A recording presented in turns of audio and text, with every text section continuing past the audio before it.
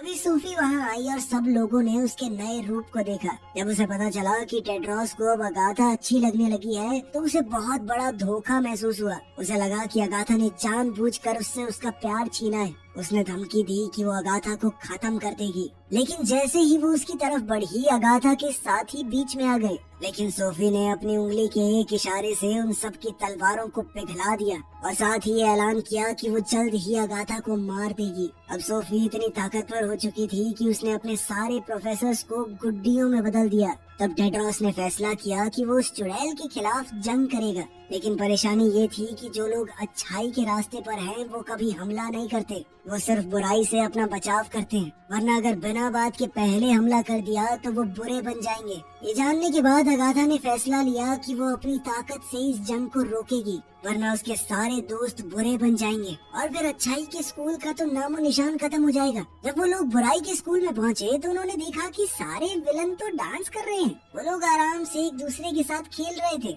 अब सभी राजकुमारों ने अपने तीर तान लिए और वो सोफी को खत्म कर देना चाहते थे, लेकिन जैसे ही उन्होंने हमला किया तो वो तीर अचानक से फूल बन गए। अब सारा सिस्टम उल्टा हो गया। उन्होंने पहला हमला किया था तो अच्छे लोग बुरे बन गए और बुरे लोगों के ऊपर हमला हुआ था तो वो अच्छे बन गए। जादूगरनियों के खतरनाक कपड़े अब प्यारे बन गए। अब सब कुछ पूरी तरह बदल गया, यहाँ तक कि उन सब के कपड़े भी। सोफी को फिर से अपना पुराना रूप वापस मिल गया, जबकि टेड्रोस और बाकी राजकुमार अब बुरे बन चुके थे। अगाथा ने सोफी से कहा कि इस लड़ाई को बढ़ाने की कोई जरूरत नहीं है, लेकिन अगाथा ने अपने जादू से दरवाजा बंद कर दिया। उसने कहा कि ये लड़ाई शुरू मैंने नहीं की, लेकिन खत्म तो हम ही करेंगे। हमारे ऊपर हमला हुआ है, अब हमारा खुद को बचाने का हक बनता है। अब दोनों खेमों के बीच में जबरदस्त लड़ाई छिड़ गई। वो एक दूसरे के ऊपर एक से बढ़कर एक वार कर रहे थे। अगाथा ने ये सब रोकने की कोशिश की, लेकिन सोफी ने अपने जादू से उसे पकड़कर बाहर फेंक दिया। बुराई अब अच्छाई के ऊपर जीत रही थी।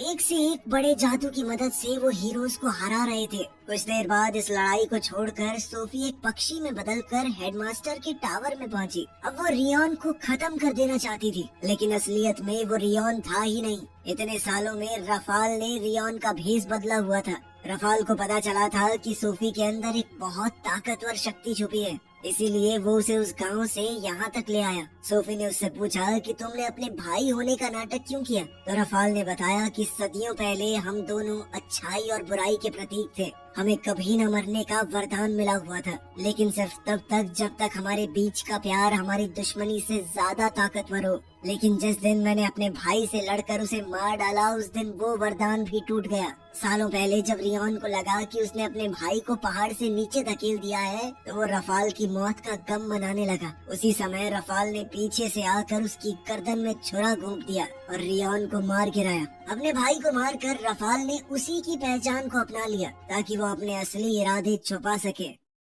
धीरे धीरे वो अंदर से अच्छाई को खराब करने लगा। लोग अपनी ही अच्छाई के ऊपर घमंड करने लगे, खुदगर्ज बन गए। उसने सोफी को बहकाया कि हम दोनों मिलकर बुराई को पूरी दुनिया पर फैला सकते हैं, फिर बुराई का पूरी दुनिया पर राज होगा। रफाल को अगर किसी का सच्चा प्यार मिल गया तो वो बहुत ज्यादा ताकतवर हो जाएगा, और इसीलिए उसने सोफी को किस कर दिया। उन दोनों का मिलन होते ही बुराई का स्कूल टूटने लगा। सोफी ने कहा कि ये तुम क्या कर रहे हो? वहाँ तो मेरे सारे दोस्त हैं, सभी लोग मर जाएंगे। हमें सब पर राज करना है, उन्हें मारना थोड़ी है। लेकिन रफाल हर उस जीव को मार देना चाहता था जिसके पास जादुई शक्तियाँ हों, ताकि कोई भी उसकी ताकत का मुकाबला न कर पाए। लेकिन सोफी ने ये सब नहीं सोचा था। हाँ, वो उनके ऊपर राज करने का सोचती थी, लेकिन उन्हें मारने के बारे में नहीं। तब सोफी को समझ में आया कि रफाल कितना ज्यादा बुरा है। उधर गिरती हुई बिल्डिंग के नीचे दबकर ज्यादातर स्टूडेंट्स मर रहे थे। सोफी को समझ आ गया कि उसके साथ भी धोखा हुआ है। तभी अचानक अगाथा वहाँ पहुँची। सोफी ने चैन की सांस ली, ये देखकर कि उसकी दोस्त जिंदा है।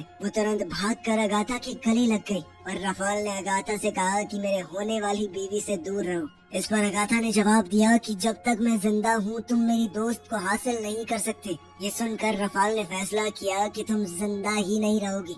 उसने खुद ब खुद किताब लिख रहे उस जादुई पंख का इस्तेमाल करके अगाथा को मारने की कोशिश की, लेकिन तभी सोफी अगाथा को धक्का देकर उसके सामने आ गई और वो कलम सीधा उसके दिल पर लगी। सोफी के इस बलिदान की ताकत से रफाल का किया हुआ जादू उल्टा पड़ गया। सब कुछ फिर से पहले जैसा होने लगा। स्कूल की बिल्डिंग दोबारा से उठने लगी। ये देखकर रफाल बहुत ज्यादा गुस्सा हो गया। उसी वक्त टेड्रॉस चुपचाप टावर में घुस आया और रफाल पर हमला करने की कोशिश की, लेकिन रफाल ने अपनी ताकत से उसे वहीं रोक दिया और फिर एक ही झटके में दूर फेंककर एक चट्टान से भिड़ा दिया। उसने टेड्रॉस से कहा कि तुम्हारे पिता अगर इस तलवार से हमला करते तो शायद मैं मर भी जाता, लेकिन तेरे जैसा कमजोर इंसान मेरा कुछ नहीं बिगाड़ सकता। उसने टेड्रॉस को उठाकर दीवार से लगा दिया और फिर अपने खंजर से वो उसे मारने को पूरी तरह तैयार था। सोफी बिल्कुल मरने की हालत में थी, लेकिन फिर भी उसने अपने बचे खुचे जादू से तलवार उठाई और रफाल की तरफ फेंकी। रफाल को एक खरोंच लगी और वो तलवार सीधी जाने लगी,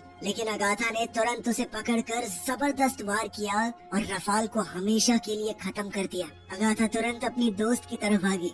सोफी ने मरने से पहले अगाथा से कहा कि तुम हमेशा अच्छी बनी रहना, उम्मीद है हम दोबारा मिलेंगे। ये कहकर वो चल बसी। अपनी दोस्त को अपनी आंखों के सामने मरता देखकर अगाथा के आंसू फूट पड़े। वो फूट फूट कर रोने लगी, लेकिन उसके आंसुओं में इतनी ताकत थी कि जैसे ही वो सोफी के घाव के ऊपर गिरे, उसने उन्हें ठीक करना शुरू कर दिया और सोफी का दिल फिर से धड़कने लगा। इस सब के बाद अच्छाई और बुराई दोनों स्कूलों के बच्चे एक दूसरे से बातचीत कर रहे थे। आखिरकार सबको समझ आ गया था कि अच्छाई और बुराई एक साथ रहती है। कोई भी पूरी तरह अच्छा या पूरी तरह बुरा नहीं होता। अब सोफी और अगाथा ने वापस जाने का फैसला किया। जाने से पहले सोफी ने अपनी दोस्त से कहा कि मैं चली जाती हूँ, तुम रहो यहाँ पर टेड्रोस के साथ। अगाथा ने आगे बढ़कर टेड्रोस को चूम लिया और कहा कि मैं अभी अपनी दोस्त को अकेला नहीं छोड़ना चाहती, उम्मीद है हम दोबारा मिलेंगे। ये कहकर वो दोनों वहाँ से चली गई, अपने उसी बेकार से गांव में। यहाँ लोग अभी भी उन्हें वैसे ही परेशान करते थे, लेकिन अब वो कमजोर नहीं रही थी। उनके पास अपने